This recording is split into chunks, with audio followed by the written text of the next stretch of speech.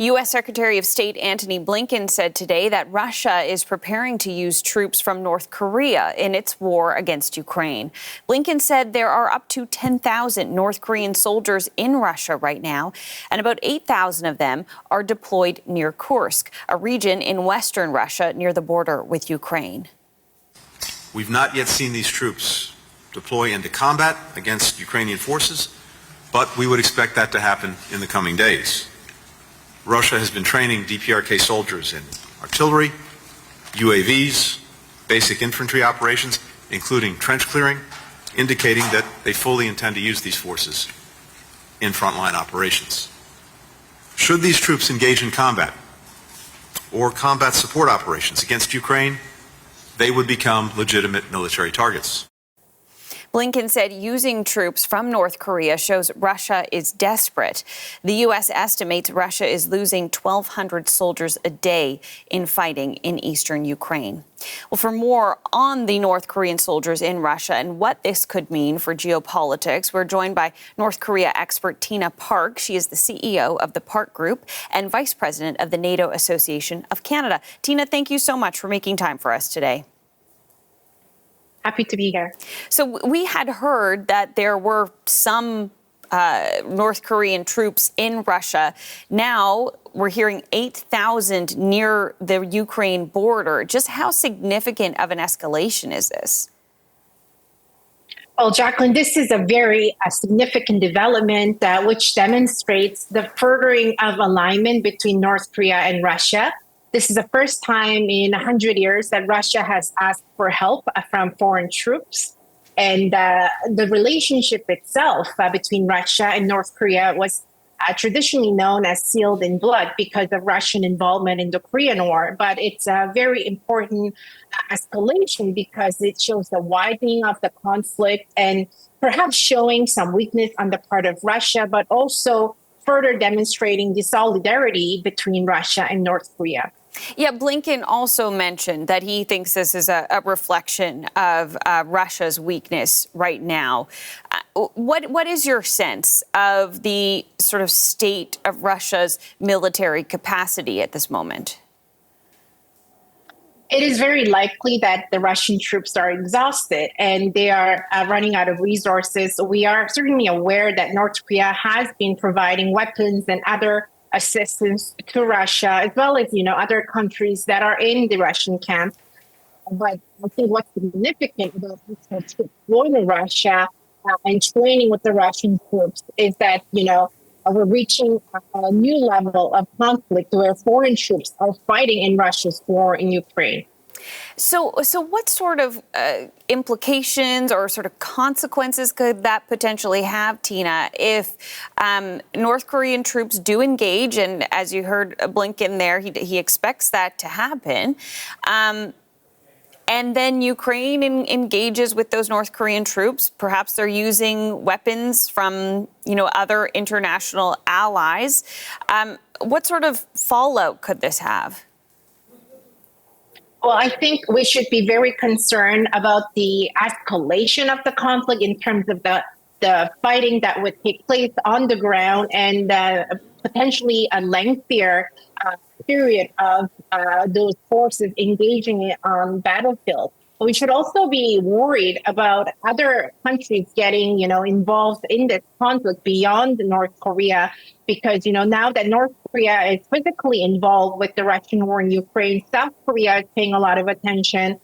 Japan is certainly alarmed. And, there are implications about peace and security in the Pacific region. So it's widening the conflict. And we also don't know exactly what Russia offered to North Korea in exchange for this.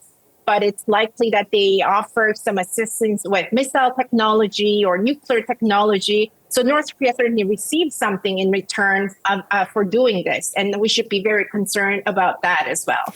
Yeah, what can you tell us, first of all, just about North Korea's troops and their capabilities? Well, North Korean troops have not fought outside of North Korea in some time. That said, they are very formidable and they are certainly well equipped. We often think of North Korea as a very poor and desperate country, but their military capabilities are very significant.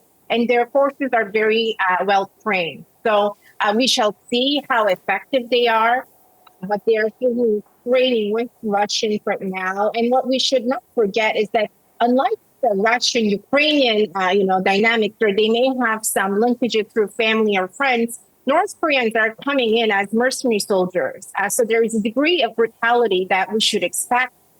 And we should also be concerned about the implications of such relationship. And you mentioned that North Korea would be getting something out of this. What do you think that would be? It's very hard to say, but I think it would be some form of military technology, whether it is missile or nuclear technology. And more importantly, they are showing a degree of solidarity with Russia and Russia's war in Ukraine at a time when the international community at large, and certainly NATO and its alliance, is coming together to support Ukraine's war against Russia. So we're seeing a further division of camps and actual physical support being deployed in Russia's support from North Korean part.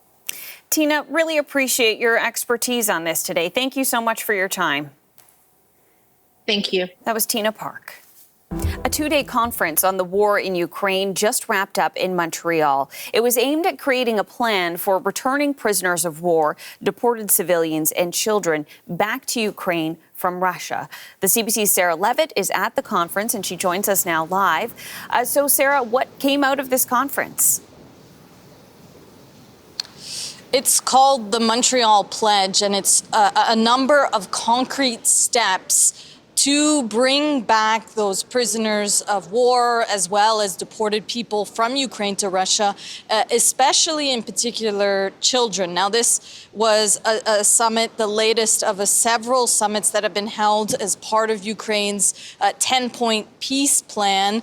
And there were about 70 countries represented at this conference with the purpose specifically of talking about those prisoners of war and deported people. They were looking specifically at the children that were taken, and they heard testimony from people, including children that have managed to make it back. And among those testimonies are children who say that they were forced to learn Russian, that they were scolded for speaking Ukrainian, that they lived in pretty awful situations. And so that was the focus of this. And out of those discussions and those testimonies that they've heard, they've come up with the Montreal Pledge that they say will have concrete steps of how to bring the children either back to Ukraine or elsewhere, and also how to help them with, of course, psychological or any physical distress that came as a result of being taken to Ukraine. Let's hear from Foreign Affairs Minister Mélanie Joly. Every child coming back is a victory in itself. So the Montreal Pledge sets out the steps that we will collectively take to bring these people back home. So as I said, this conference was part of a series of conferences for that 10-point peace plan that Ukrainian President Vladimir Zelensky came up with. Among the 10 points are the withdrawal of Russian troops and the return of Ukrainian territory, including that of the annexation of Crimea in 2014, and justice, they say, and that means accountability from Russia. I mentioned that there were 70 countries represented through delegates at this conference, but chief among them, the absent, was Russia. Vladimir Putin has said that he doesn't agree with this. In fact, Foreign Affairs Minister Mélanie Joly saying that there were significant efforts from Russia to not have this conference being held. Prime Minister Justin Trudeau did speak both last night and today, and the real effort here to show support to Ukraine, particularly Ukrainian children. Okay, Sarah, thank you. That is the CBC Sarah Levitt in Montreal.